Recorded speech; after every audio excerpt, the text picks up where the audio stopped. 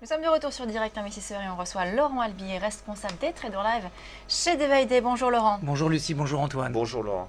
Alors hier vous étiez avec nous au plateau, on ne vous quitte plus. Vous nous parliez du Hang Seng, on va revenir dessus.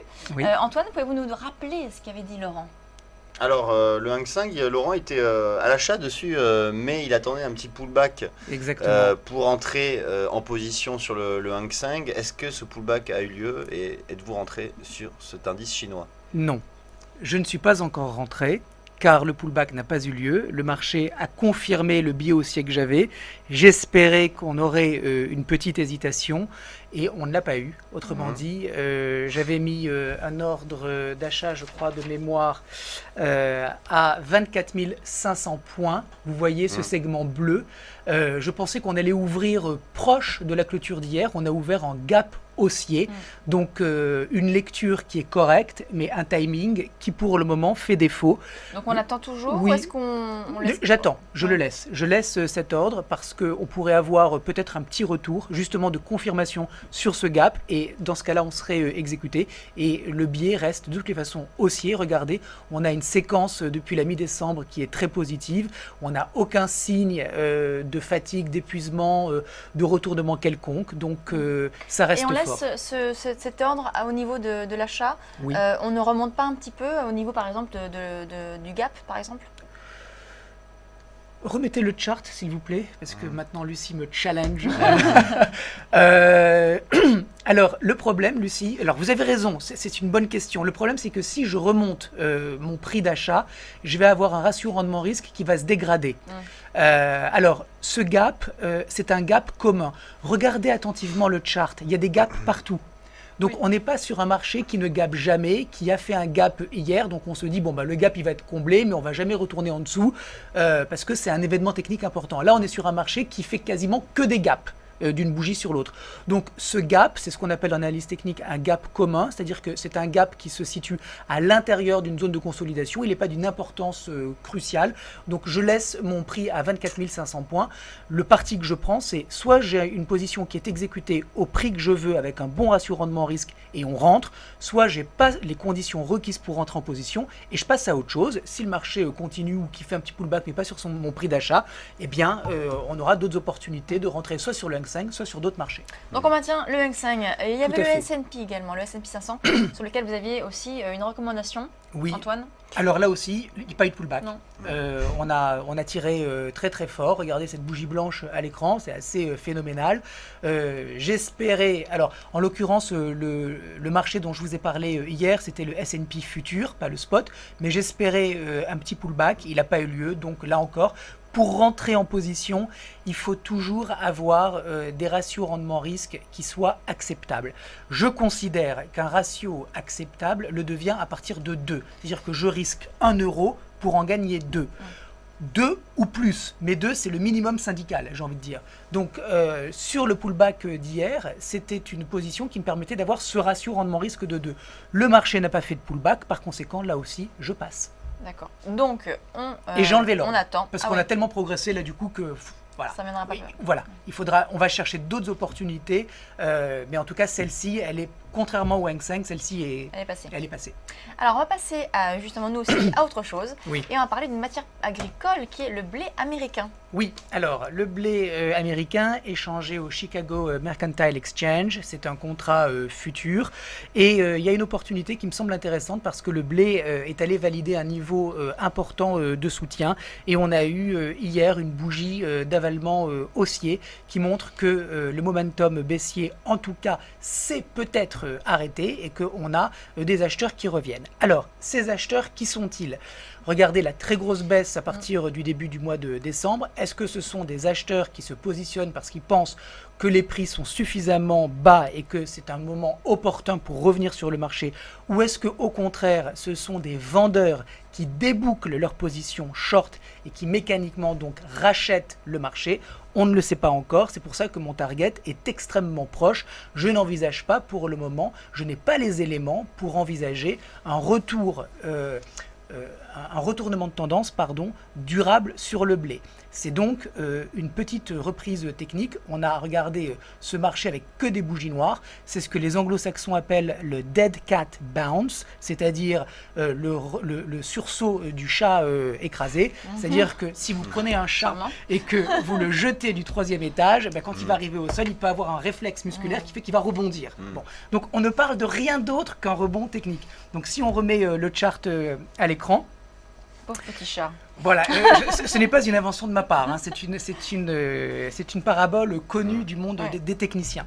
Donc, alors, le chart, s'il vous plaît, on voit donc ce support avec un stop à 490,50. Il y a cette bougie d'avalement haussier, cette longue bougie blanche que vous voyez à l'écran, qui montre donc ce retour des acheteurs. Là aussi, j'ai un prix d'achat à 505, autrement dit à 5,05 $. C'est très en dessous du prix actuel parce que ce matin, on valide, on confirme complètement ces rachats d'hier. Là encore, j'ai peut-être un trade qui ne va pas être effectué parce qu'on est déjà loin et peut-être qu'il n'y aura peut-être pas de pullback. En tout cas, vous l'avez compris, comme c'est spéculatif avec une petite poche, un petit espace de trading qui apparaît à l'écran et que en plus c'est qu'une reprise technique, c'est très important de défendre un ratio rendement-risque acceptable. Encore une fois, pour qu'il le soit, il faut qu'il soit égal à 2. Pour qu'il soit égal à 2, il faut rentrer à 5,05 $. Si on ne retourne pas sur ce niveau, on passe. Très bien. Laurent, on passe à autre chose, toujours dans les matières premières agricoles, le sucre roux. Oui, toujours échangé donc aux États-Unis, alors via cette fois-ci le ICE. Sur le sucre, on a aussi un marché qui était très baissier. Si on peut zoomer un tout petit peu, Antoine, voilà, comme ça on voit un petit peu mieux. On voit cette longue bougie noire d'hier, ce que les anglo-saxons, une fois de plus, appellent un selling climax, autrement dit une journée possible de capitulation sur le support. On a eu une journée il y a quelques semaines qui avait déjà validé ce niveau à 14 $. On est revenu sur ce niveau. On a fait une bougie blanche hier. J'ai mis un ordre limite d'achat sous les prix actuels à 14,37 $. Le stop est à 13,98 sous les mèches que vous voyez à l'écran pour éviter d'être stoppé bêtement avec un petit peu de bruit, autrement dit un petit peu de volatilité qui viendrait retester les niveaux. On pourrait avoir des opérateurs qui viennent rechercher les stops et puis on repartirait ensuite. Donc je mets mon niveau de stop à 13,98, je rentre à 14,37 $, je vise 15,16 $, j'ai un ratio rendement risque de 2. Alors là, Laurent, tout comme sur le blé, vous êtes contrarien. Oui. Pour le coup, le rebond ne s'est vraiment pas matérialisé là, sur le sucre roux. Pas encore. Vraiment, vous anticipez le signal là sur le... Absolument. En fait, la raison qui fait que j'anticipe ce signal, c'est d'abord le corps extrêmement étiré de la bougie noire de lundi, cette stabilisation hier, parce que cette bougie noire de lundi, elle aurait pu tout à fait générer plus de baisse. C'est vrai qu'elle s'est arrêtée pile poil sur le niveau atteint donc en début janvier. Là, Voilà. Sur 14, ouais, 14,09, 14 $. Donc elle s'est arrêtée sur ce niveau. Donc là, on regarde. Qu'est-ce qui se passe? Le lendemain, on a une bougie qui ouvre au-dessus du cours de clôture de la veille. Autrement dit, on a un petit gap haussier en intraday. Et puis, on progresse dans la journée. Donc, on voit bien que la pression vendeuse, elle s'est atténuée, elle n'existe plus. La question, c'est de savoir, et vous avez raison de souligner, c'est contrarien, est-ce que c'est juste une petite, des débouclages de short et puis on va casser le support, ou est-ce qu'on va effectivement taper sur la résistance que j'ai identifiée comme objectif de prix? Il y a un risque clair, c'est du contrarien, on n'est pas du tout dans du suivi de tendance, c'est spéculatif, c'est un ou deux contrats, pas plus, et on a un objectif donc tout à fait raisonnable, puisque je vise même pas, si on remet le chart, vous verrez que je ne vise même pas. J'étais en train de regarder sur du long terme, voir le point bas qui a été effectué sur le sucre. Oui, donc vous voyez, bon, on est sur un support d'environ un mois, un petit peu plus. Donc je vous disais simplement qu'en mettant un objectif à 15,16 $, je ne visais même pas le point d'origine de la baisse. J'aurais pu mettre un objectif à 16. Donc j'ai un objectif très modeste. C'est vraiment ce que certains appellent du spiel, c'est-à-dire de la spéculation. On a un ratio qui est... Oui, alors voilà, merci Antoine de nous montrer ce chart, la baisse du sucre qui est très significative.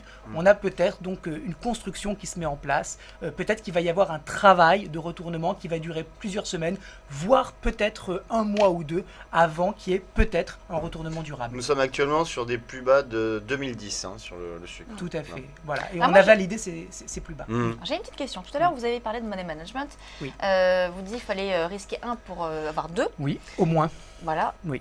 Quand on voit par exemple, je ne sais pas si on peut revenir peut-être sur Antoine sur, Oui. sur le graphique du blé, c'était assez flagrant. Mm.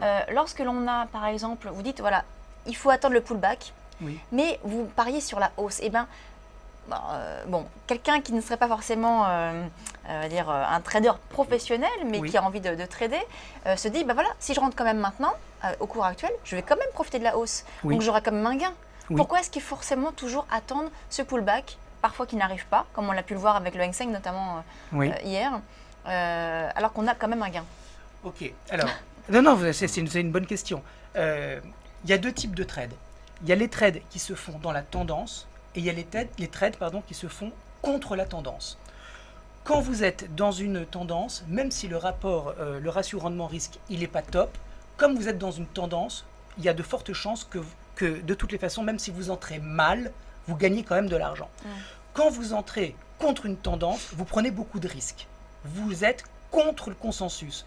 Donc vous ne le faites qu'à condition d'avoir un ratio qui est intéressant parce que déjà que vous prenez un risque, déjà que le trading est risqué, qu'en plus vous rentrez à contre-tendance, donc vous multipliez le risque par 2, au moins risquez peu pour avoir beaucoup plutôt que de rentrer n'importe comment. Ceci dit, la question elle est pertinente sur le Hang Seng parce qu'on est dans un trend haussier.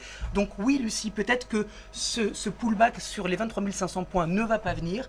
Peut-être que ça serait plus intelligent de rentrer un petit peu à l'arrache comme ça dans le sens de la tendance, mais nous sur Day Trader Live on essaye toujours de proposer des ratios rendement-risque intéressants parce qu'il y a beaucoup de marchés, beaucoup d'opportunités, alors on essaye d'optimiser comme ça. Merci Laurent. Donc Laurent Albi, responsable des Trader Live chez Day by Day. On marque une courte pause, on se retrouve tout de suite sur la suite avec la suite de Direct Investisseur.